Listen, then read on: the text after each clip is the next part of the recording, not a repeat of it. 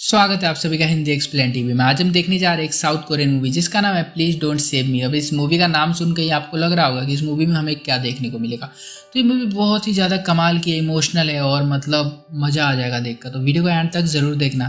Film की शुरुआत में हम एक लड़की को देखते हैं जिसका नाम सुनियो है और इसकी मोम का नाम नाही है। ये दोनों बस में बैठकर कहीं जा रही होती है। तभी सुनियो को इसके फादर का मैसेज आता है जो इन दोनों से माफ़ी मांग रहे होते हैं।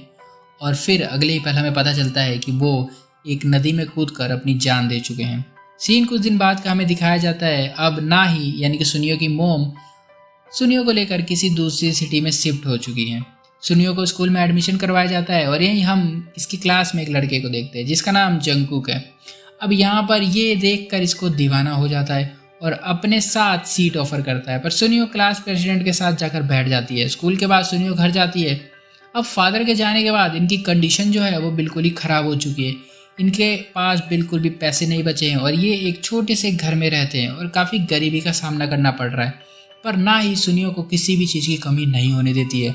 दूसरी तरफ स्कूल में सुनियो अब अच्छा परफॉर्म करने लगी है और वहीं पर दूसरी साइड जंगकुक, इसको ज़्यादा पढ़ना लिखना नहीं आता है। सुनियो क्लास में अपना आर्ट भी दिखाती है जो कि इसके फादर ने इसको सिखाया। स्कूल के बाद सुनियो अपनी मोम से मार्केट में मिलती है और यहाँ पर नाही यानी कि इसकी मोम बताती है कि मेरी नौकरी लग गई है अब, और इसी खुशी को सेलिब्रेट करने के लिए ये लोग एक शॉप में जाते हैं।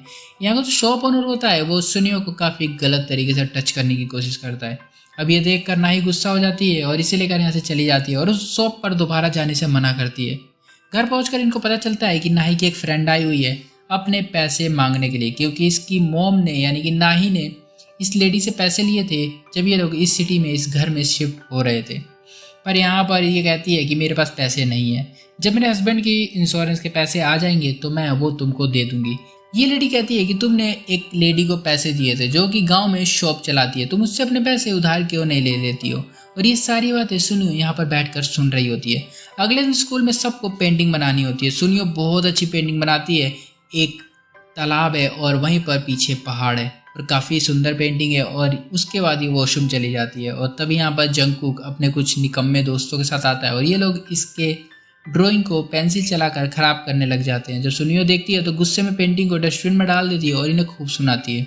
जंगकुक को फील होता है कि उसने गलत किया, इसलिए वो इसकी पेंटिंग को डस्टबिन से निकाल कर उसे घर ले जाकर चिपका कर फिक्स करने की कोशिश करता है। स्कूल के बाहर इसको और इसके निकम्मे दोस्तों को एक बर्ड मिलती है जिसका ये लोग मजाक बनाते हैं और प्रैंक करने की कोशिश करते हैं, पर सुनियो इनको आकर डांटती है और उस बर्ड को ले जाकर दफनाती है क्योंकि वो मर चुकी थी।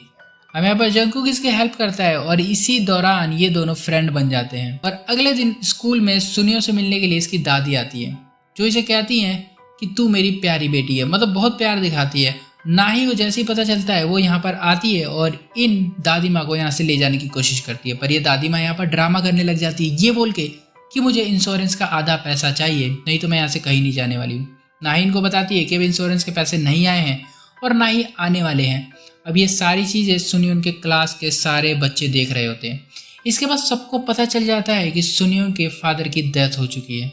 अब अकॉर्डिंग टू कोरियन मूवी, मेरे को नहीं पता, अगर किसी के फादर की डेथ हो गई है तो उसको बुली करना जरूरी है, स्कूल में उसको बुली होना पड़ेगा क्योंकि तेरे फादर की डेथ हो चुकी है, मतलब इतना घटिया चीज। पर जंगकुक ऐसा नहीं होता। ये सब जानने के बाद उसके मन में और भी सुनियो के लिए प्यार बढ़ जाता है। एक दिन टीचर इनको अम्यूजमेंट पार्क में लेकर जाते हैं जहाँ सुनियो को हंसाने की कोशिश करता है क्योंकि सुनियो कभी भी हंसती नहीं हो, हमेशा दुखी रहती है। तभी एक दिन नाही की फ्रेंड फिर से घर आ जाती है और पैसे मांगने लगती है क्योंकि इसकी मोम को इलाज के लिए बहुत ज़्यादा पैसे की ज़रूरत है। नाही के पास पैसे तो नहीं होते, इसलिए वो अपनी वेडिंग रिंग इसको दे देती है क्योंकि वही सबसे कीमती चीज़ अभी इनके पास है। अगले दिन सुनियो जंगकुक का अम्ब्रेला वापस करने जाती है और इसको इसका फ़ोन एक दिन के लिए उधार मांगती है ताकि ये मैप देखकर कहीं जा सके, और बस में जाकर बैठ जाती है। जंगकुक को जब ये पता चलता है तो वो भी इसके बगल वाली सीट पर आकर बैठ जाता है क्योंकि वो नहीं चाहता कि सुनियो कहीं भी अकेले जाए और कहीं खो जाए। दोनों पूरे दिन मस्ती करते हैं, घूमते हैं और फाइनली लोकेशन पर पहुंच जाते हैं। और ये एक शॉप है और ये शॉप वही है जिसकी ओनर ने नाही से पैसे लिए हुए हैं।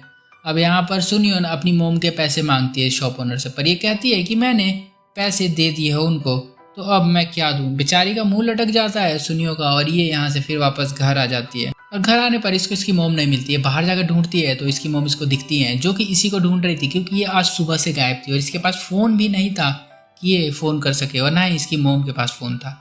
अब जंकू को भी यहाँ पर पनिशमेंट मिलती है क्योंकि ये भी आज घर लेट आया है और स्कूल में भी कुछ बदतमीजियाँ की हैं इसने। अगले दिन स्कूल में टीचर सबका टैलेंट चेक कर रहे होते हैं। जंकू की बारी आती है तो ये डांस और सिंगिंग अच्छा कर लेता है। इसके फ्रेंड इसे देखकर गुस्सा हो जाते हैं, पर सुनियो बहुत ज़्यादा इंप्रेस होती है। सुनियो को लगता है कि बहुत ज़्यादा टैलेंटेड है, जैसे कि फेमस कोरियन बॉय ग्रुप है। अब यहाँ पर मैं किसकी बारे में बात कर रहा हूँ, अगर आप लोगों को पता चली गया होगा तो कमेंट करके बता जरूर देना।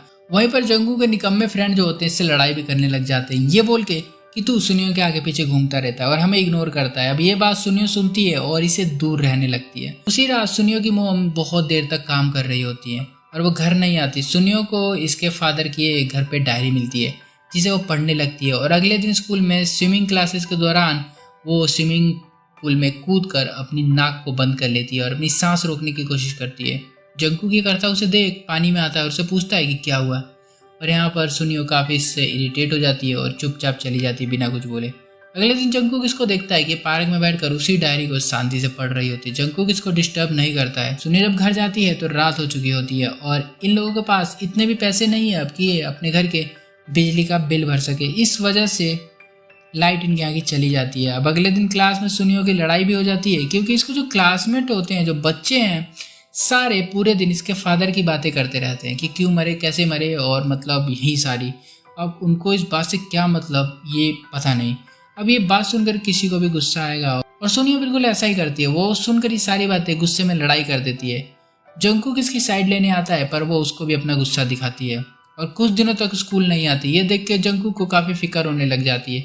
टीचर से ये बात करता है तो टीचर कहते हैं कि वो बीमार है, जल्दी ही वापस आ जाएगी। और तभी वो आ भी जाती है और इसको स्कूल के बाद पार्क में मिलने बुलाती है। जब ये पार्क में मिलने के लिए जाता है तो ये इसको अपनी फादर की एक क्राफ्ट की बुक देती है और इसको गुड बाय कहती है, ये बोल के कि मैं अपनी मोम के साथ पिकनिक पर जा रही हूँ।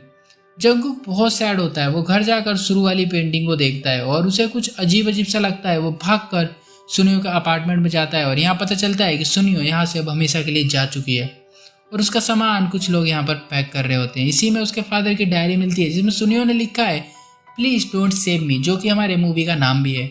और वो फोटो भी बना चुकी है यहाँ पर अपने और अपने मोम की और अपने डैड की। और यहाँ पर जंकुक समझ जाता है कि ये दोनों माँ बेटी उसी जगह गई है अपनी जान देने के लिए जहाँ से इसके फादर पानी में कूद कर मरे थे। अब यहाँ पर ये घर जाता है और उस पेंटिंग को निकालता है जो कि सुनियो ने शुरू में बनाई थी और वो उस लोकेशन को देखता हुआ वहाँ तक जाने की कोशिश करता है। यहाँ पर इसकी मोम इसको रोकने की भी कोशिश करती है और इसके ना रुकने पर वो पुलिस स्टेशन चली जाती है ये बोलने कि मेरा बेटा घर से गायब हो गया है। पर यहाँ पर ये भागता हुआ उस लोकेशन पर फाइनली पहुँच जाता है और यहाँ पर हम देखते हैं कि सुनियो और उसकी मोम लकड़ी के फट्टे पर खड़े हैं और वहीं नीचे एक तालाब है जिसमें वो लोग कूद कर अपनी जान देने वाले हैं जैसे इसके फादर ने दे दी थी। जंकुक इनको बचाने की बहुत कोशिश करता है, तभी उसकी मोम आकर उसको रोक लेती है और लकड़ी का फट्टा भी टूट जाता है। सुनियो और उसकी मोम पानी में नीचे गिरने लग जाती है। वो काफ़ी अंदर गिर जाती हैं। सुनियो की मोम उसके पास आती है। सुनियो बेहोश हो चुकी है, उसको बिल्कुल भी होश नहीं होता और उसको ऊपर खींच के ले जाने की कोशिश कर रही होती है। मूवी के एंड में हमें दिखाया जाता है सुनियो और जंकुक एक पार्क में गए हुए हैं जहाँ पर ये दोनों बातें कर रहे हैं और मूवी यहाँ पर ख़त्म हो जाती है। देखो यार, लाइफ कितनी भी मुश्किल हो जाए बट ये सॉल्यूशन नहीं होता कि हम जान दे दें।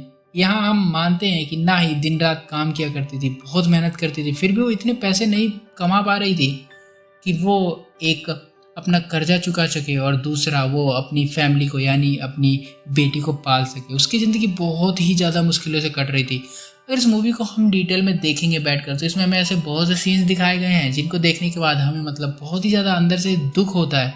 और हाँ, मूवी के एंड की अगर हम बात कर ले तो नाही ने अपनी बेटी सुनियो को फाइनली बचा लिया क्योंकि सुनियो हमें एंड में जिंदा दिख रही है साफ, और वो भी बच गई होगी और मूवी यहीं पर ख़त्म हो चुकी थी। मूवी कैसी लगी ज़रूर बताना। अच्छी लगी तो वीडियो को लाइक कर देना, चैनल को भी सब्सक्राइब कर दो। मिलता हूँ अगली वीडियो में, तब तक के लिए बाय।